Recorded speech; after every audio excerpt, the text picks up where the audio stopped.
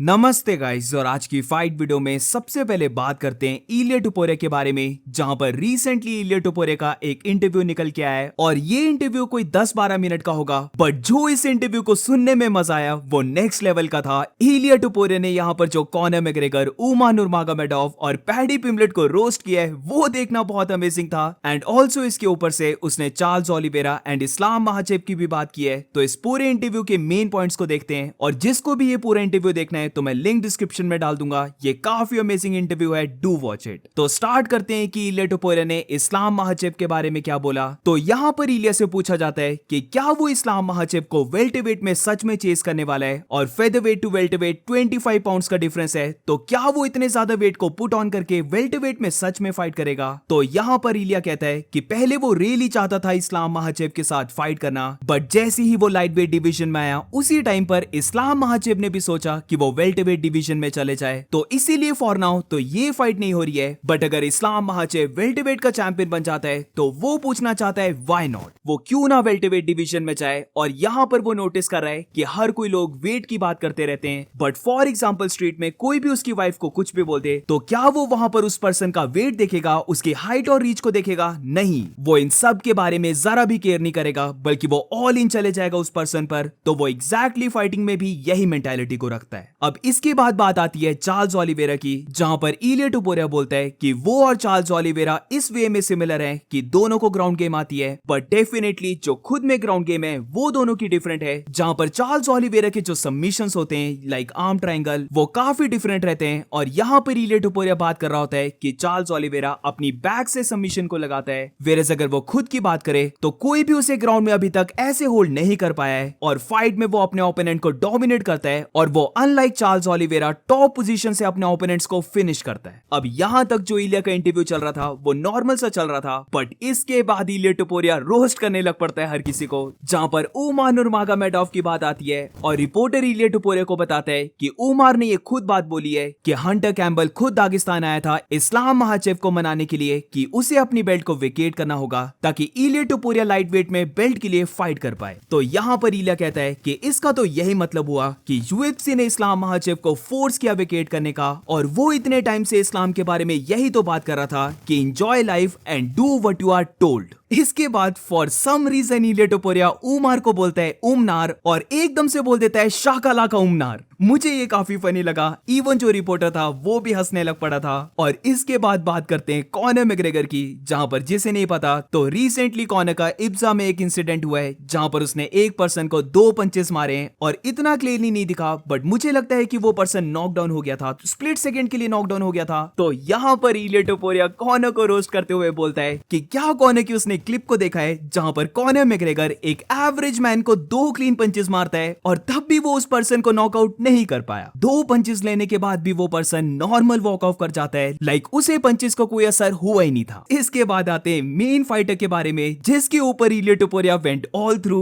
जहां पर मैं बात कर रहा हूं पैडी पिम्बलेट की। तो रिपोर्टर इलिया टुपोरिया को बताता है कि पैडी ने रिसेंटली कहा है कि इलिया उसे फैट बोलता है, बट वो खुद इतना ज्यादा फैट है कि वो 145 पाउंड्स को नो लॉन्गर बना पा रहा है, और वो अलेक्जेंडर के रीमैच से स्केयर था, इसीलिए उसने डिवीजन को लीव कर दिया। तो ये सुनने के बाद इलिया टुपोरिया इसे लाफ ऑफ करता है और डायरेक्टली कहता है फक यू पैडी पिम्बलेट। पैडी पिम्बलेट के साथ फिर बात आती है जस्टिन गेची की, जहां पर इलिया बोलता है कि इन दोनों फाइटर्स को एक एक फाइट और करने पड़ेगी, और इसीलिए व्हाई नॉट कि ये दोनों फाइटर्स एक दूसरे के साथ फाइट कर लें। और ये चीज उसने पहले ही प्रिडिक्ट कर दी थी कि इन दोनों फाइटर्स को एक साथ फाइट करनी चाहिए। वो रियली होप कर रहा है, वो अपने फिंगर्स को क्रॉस कर रहा है कि पैडी पिम्बलेट जस्टिन गेची को बीट कर दे, ताकि फाइनली वो दोनों ऑक्टेगन के अंदर मीट कर पाए। वो रियली चाहता है पैडी पिम्बलेट के माउथ को शट करना, और जब वो ऑक्टेगन में अकेला होगा पैडी पिम्बलेट के साथ तो वो पैडी पिम्बलेट को मॉल करने वाला है। वो ब्लॉन्ड बिच पैडी पिम्बलेट को मॉल करने वाला है। जस्ट लाइक कॉनर, इलिया के ऊपर भी वही बात आती है कि हेट हिम और लव हिम, बट इलिया टुपोरिया की जो ट्रैश टॉक गेम है उसे रिस्पेक्ट करना होगा। इंग्लिश उसकी पहली या फिर दूसरी लैंग्वेज भी नहीं है, ये मोस्ट प्रोबेबली उसकी 3rd या फिर 4th लैंग्वेज है, और तब भी वो इतनी इनसेन ट्रैश टॉक कर लेता है, तो इसके लिए फुल रिस्पेक्ट। और अब moving on to the next update, तो अब बात करते हैं जॉन जोन्स के बारे में। तो जॉन जोन्स वापस आ चुका है। यस गाइस, जॉन जोन्स वापस आ चुका है। अब वो फाइटिंग में वापस नहीं आया है, बल्कि क्रिमिनल एक्टिविटीज में वापस आ चुका है। तो जिस दिन जॉन जोन्स ने रिटायरमेंट को अनाउंस किया उसी दिन उसकी एक और अनाउंसमेंट आ चुकी है जहां पर उसके ऊपर एक क्रिमिनल चार्ज लग चुका है। अब ये पूरा सीन क्या है तो मैं काफी शॉर्ट में बता देता हूं, बट ये once again hit and run वाला केस है जहां पर जिसको याद है तो एक बार पहले भी जॉन जोन्स ने एक प्रेग्नेंट लेडी को हिट किया था और वहां से वो सीन को फ्लड करके भाग गया था। तो एग्जैक्टली सेम यहां पर भी उसके ऊपर चार्ज लगा है, बट इस बार जो लेडी थी वो उसके कार सीट में थी। अब ये सब ऑब्वियसली अलेजेड है, यानी कि अभी तक प्रूव नहीं हुआ है, तो इसीलिए जॉन जोन्स को हम ये नहीं बोल सकते कि उसने सच में ऐसा किया है। बट काफी ब्रीफली अगर मैं तुम्हें केस के बारे में बताऊं तो जॉन जोन्स एक लेडी के साथ बैठा होता है जो वेस्ट के नीचे बोल सकते हैं कि ऑलमोस्ट पूरी न्यूड थी और दोनों इंटॉक्सिकेटेड थे और जॉन जोन्स ने गाड़ी को ठोक दिया। अब according to the case accident होने के बाद वो जिस लेडी के साथ था उसे भी छोड़कर उस पूरे सीन से भाग गया और वो जो लेडी थी उसने ट्रैफिक पुलिस को बताया कि जो ड्राइव कर रहा था वो none other than John Jones था। इसके बाद ये बताया जा रहा है कि वो जो लेडी थी उसने पुलिस की प्रेजेंस में जॉन जोन्स को मल्टीपल टाइम्स कॉल की और फाइनली जॉन जोन्स ने पिक कर लिया और पुलिस ने फिर जॉन जोन्स के साथ बात की, जिधर अकॉर्डिंग टू द पुलिस जिस पर्सन के साथ वो बात कर रहे थे अब वो जॉन जोन्स ही था या फिर कोई और था, ये चीज अभी तक कंफर्म नहीं हुआ है। बट पुलिस ने इतना कंफर्म किया है कि जो बोल रहा था वो इंटॉक्सिकेटेड था, यानी कि पूरे नशे में था और वो पुलिस को धमकी दे रहा था कि उन सब को थर्ड पार्टी से लीथल फोर्स को फेस करना होगा। लोल। तो ये था पूरा चार्ज और अभी तक ये चार्ज प्रूव नहीं हुआ है, तो जॉन जोन्स के बारे में कंफर्म नहीं बोल सकते कि वही था वो ड्राइवर, बट लेट्स सी, ये तो टाइम ही बताएगा। और इसी के साथ फाइटिंग से रिटायरमेंट लेने के बाद John Jones is truly back. ये चीज मैं बहुत पहले बोलता हूं कि फाइटिंग में जॉन जोन्स गोट है, बट जब रियल लाइफ की बात आती है तो वह एक मॉन्स्टर से कम नहीं है, जहां पर प्रेग्नेंट लेडी को हिट करना, फिर इंटॉक्सिकेटेड होना,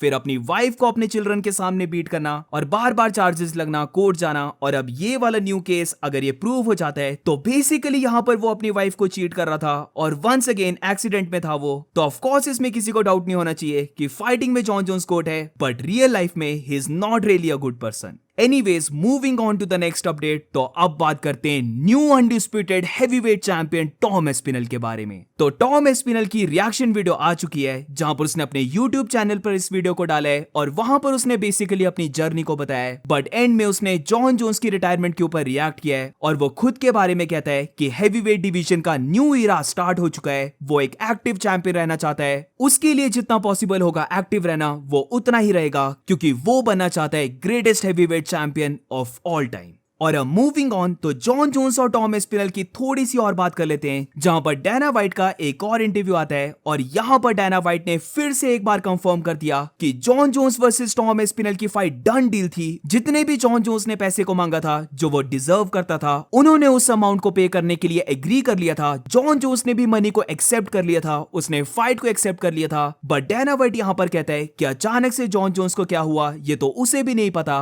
और वो भी नहीं जानता फाइट को एक्सेप्ट करने के बाद जॉन जोन्स ने रिटायरमेंट क्यों ले ली। और अब moving on to the next update, तो अब बात करते हैं former light heavyweight champion Alex Pereira के बारे में। I know guys, Alex Pereira की तो अब बात ही नहीं हो रही है और to be honest Alex Pereira as a fighter है ही वैसा, जहां पर क्योंकि उसका ऑरा वैसा बना हुआ है कि जब तक वो फाइट्स को विन करता रहेगा उसकी बात चलती रहेगी, बट जैसे ही वो फाइट्स को लूज करेगा तो उसका जो सारा ऑरा था, वो जो स्टे डाउन करता है, वो सब थोड़ा सा डिक्लाइन हो जाता है। और एग्जैक्टली अभी हम यहाँ पर देख रहे हैं, जिधर तुम नोटिस करना एलेक्स परेरा की ज्यादा बात नहीं हो रही है। बट डोंट वरी गाइस, मैं यहां पर परेरा की बात करने वाला हूं, जहां पर एलेक्स परेरा रिसेंटली कहता है कि उसकी जो मैगोमेड अंकलाइव की फाइट थी उसमें काफी लोग बिलीव करते हैं कि वो स्टिल फाइट को विन किया था, और इवन दो अगर वो ऑफिशियली फाइट को विन नहीं कर पाया, बट उसने फाइट से बहुत कुछ सीखा है। इसी के साथ मैगोमेड अंकलाइव को अपना टफेस्ट ओपोनेंट मानने से एलेक्स परेरा ने डिक्लाइन कर दिया है, जहां पर वो कहता है कि मैगोमेड अंकलाइव डेफिनेटली उसका टफेस्ट ओपोनेंट नहीं है, बल्कि पहली फाइट में सिचुएशन वैसी थी जिसकी वजह से मैगोमेड अंकलाइव फाइट को विन किया, बट फॉर श्योर उसने मैगोमेड अंकलाइव से ज्यादा हार्ड ओपोनेंट्स के साथ फाइट की है और वो रीमैच में ये सब कुछ शो कर देगा। तो लेट्स सी क्या होता है। रीमैच इनका आने वाला है। वेयर फाइट अपडेट्स के बारे में बात करें तो सबसे पहले ये रही न्यू फेदरवेट फाइटर एरन पिको की लेटेस्ट पिक, और यहां पर हम देख सकते हैं कि मोव्जा रिवलॉइव की फाइट के लिए वो कंप्लीटली इनसेन शेप में लग रहा है, जहां पर उसके वर्सेस मोव्जा रिवलॉइव की फाइट 26 जुलाई को होने वाली है, बट इट्स लुकिंग लाइक वो ऑलरेडी इन शेप है। इसके बाद एक फाइट मैचअप के बारे में बात करें तो सितंबर 6 यूएफसी पेरिस जो फाइट नेट कार्ड है उसकी मेन इवेंट फाइट को अनाउंस कर दिया है, जहां पर ये main event fight middleweight fighters की है,